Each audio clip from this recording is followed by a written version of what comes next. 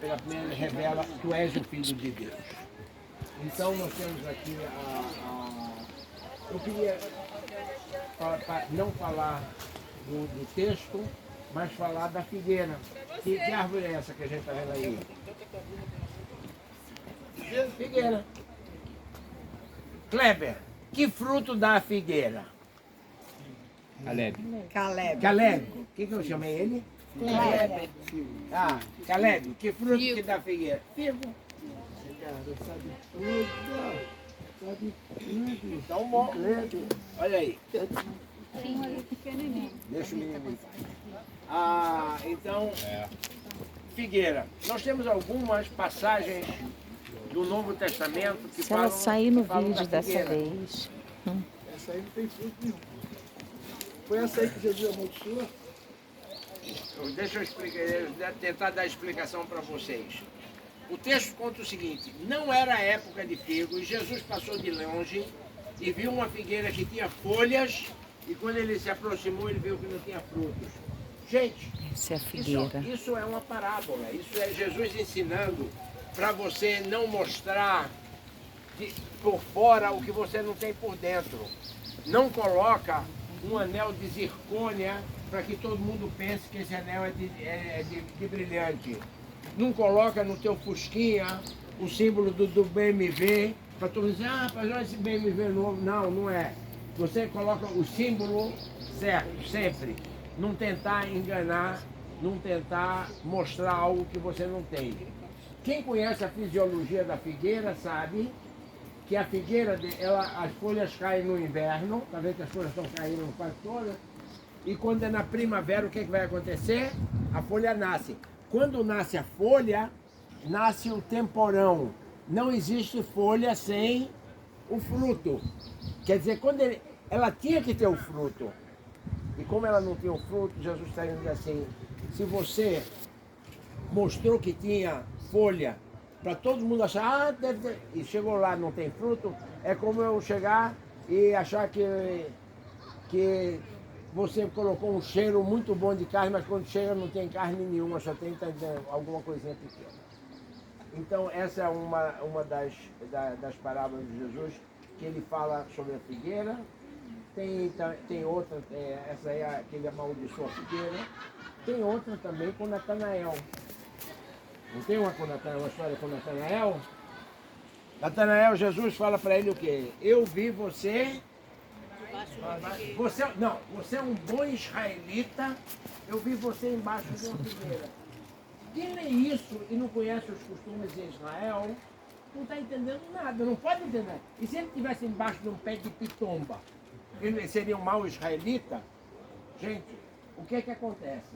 A figueira, a gente já viu que no inverno caem as folhas e deixa o raio do sol passar e esquentar você. No verão, ela está cheia de folhas e quem está embaixo dela tem sombra. Quando você diz em Israel sentar embaixo da figueira, quer dizer, você é um homem que estuda a Bíblia tanto no inverno como no verão. Está entendendo? Não é que vi você embaixo de uma figueira, você é um bom israelita. Não, você é um bom israelita, você é um homem que estava estudando.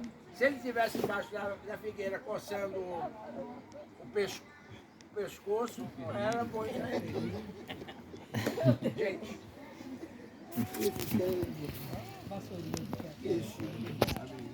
Amados, graça e paz, amém? Amém. Glória a Deus. Estão aí, né?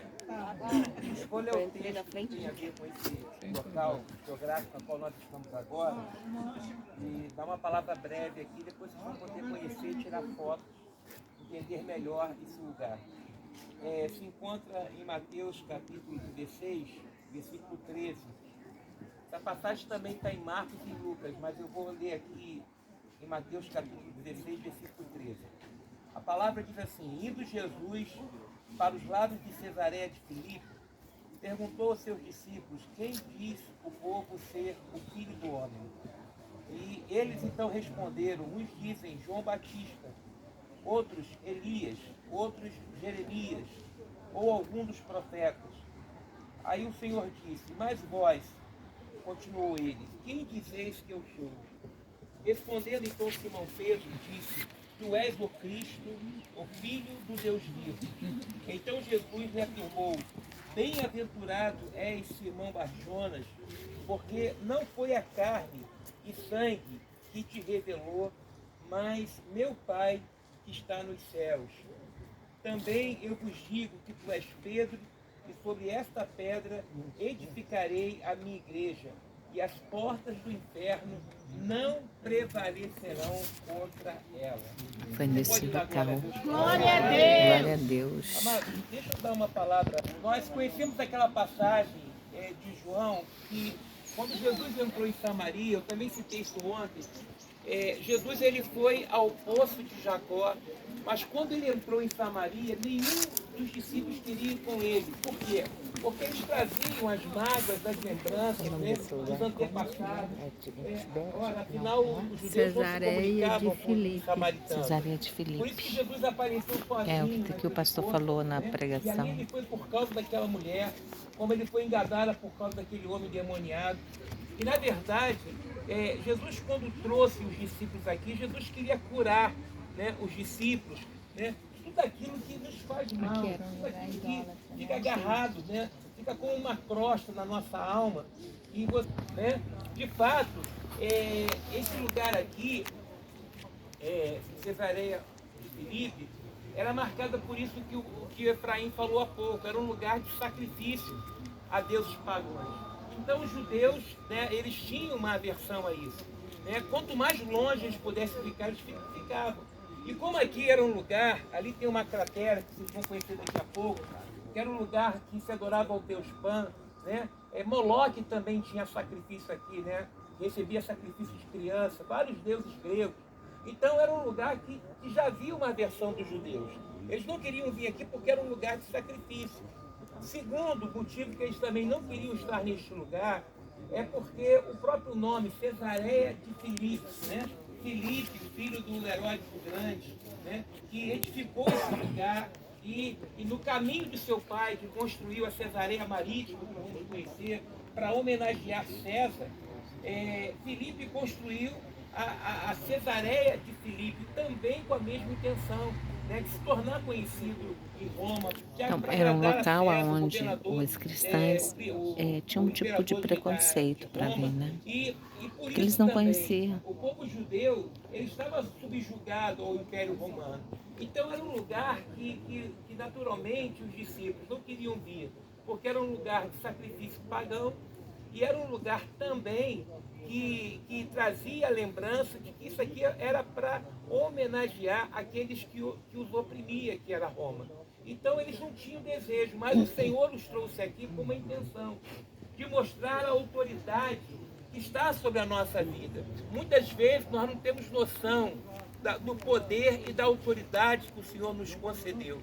Quando Jesus trouxe os discípulos aqui, você imagine que o Senhor chegou neste lugar, né? Talvez os discípulos ali, um de cara amarrado, um meio triste, esse lugar aqui não era para vir, mas Jesus está mandando ir, tem que ir, né? E chegaram aqui e eles não sabiam que aqui Jesus ia dar uma das maiores lições, né? Uma das maiores revelações proféticas, escatológicas, né? Acerca da autoridade que ele nos concedeu, né? Ele chegou aqui e diante, provavelmente, daquela cratera, talvez, né, ou próximo dela, Jesus começa a questionar e trazer a necessidade de uma confissão.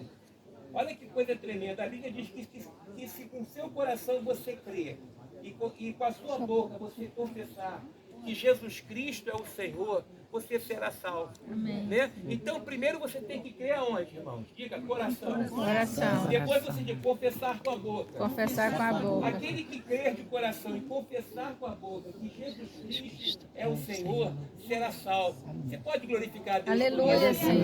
Glórias a Deus ti, nos deu Jesus. essa autoridade de Jesus. poder testemunhar daquilo que cremos.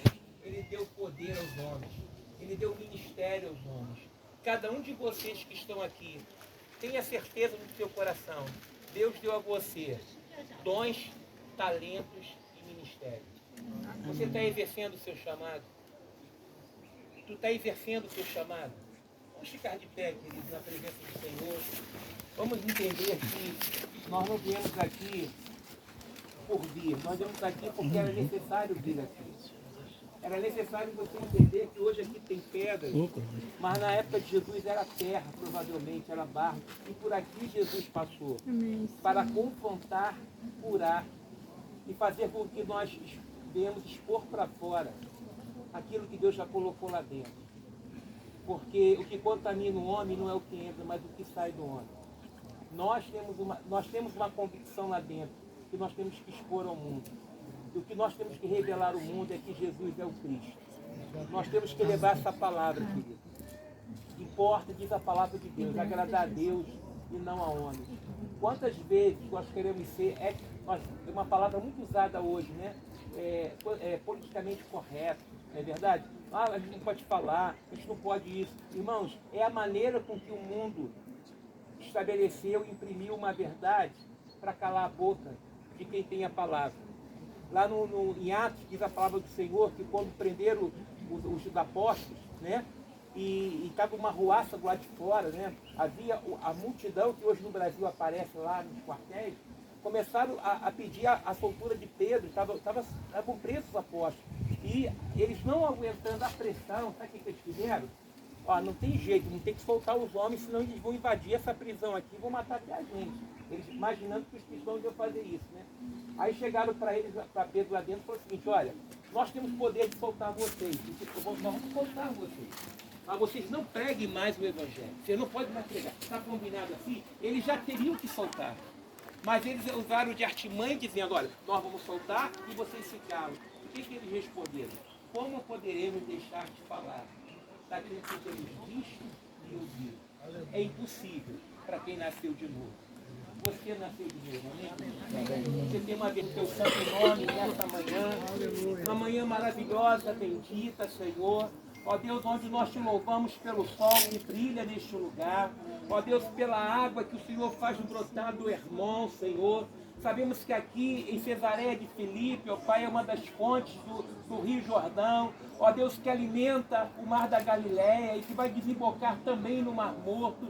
Ó Deus, sabemos que o Senhor é um Deus de poder, de glória. Tu és um Deus que manifesta a Tua palavra. Ó Deus, conforme está escrito na Tua palavra, Tu faz o ermo florescer, Tu faz o deserto, ó Deus, de uma pedra, de uma rocha sair água, porque o Senhor é poderoso para fazer coisas tremendas, infinitamente mais daquilo que pedimos ou daquilo que pensamos. Que nós possamos sair daqui, Senhor, com a nossa fé, ó Deus, avivada, com propósitos, ó Deus, em Deus, ó Pai, para testemunhar, para não ter medo daqueles que podem vir contra a nossa vida, porque maior é aquele que está em nós do que aquele que está no mundo, Senhor. Ó Deus, a palavra que o Senhor ministrou aos apóstolos foi essa, que as portas do inferno, aleluia, não prevalecerá contra a igreja. O Senhor nos deu autoridade, o Senhor nos deu poder. Nós glorificamos o Teu nome nesta manhã e te dizemos nesta manhã, Senhor, eis-nos aqui, ó Pai, envia-nos a nós, ó Pai, para que possamos ser testemunha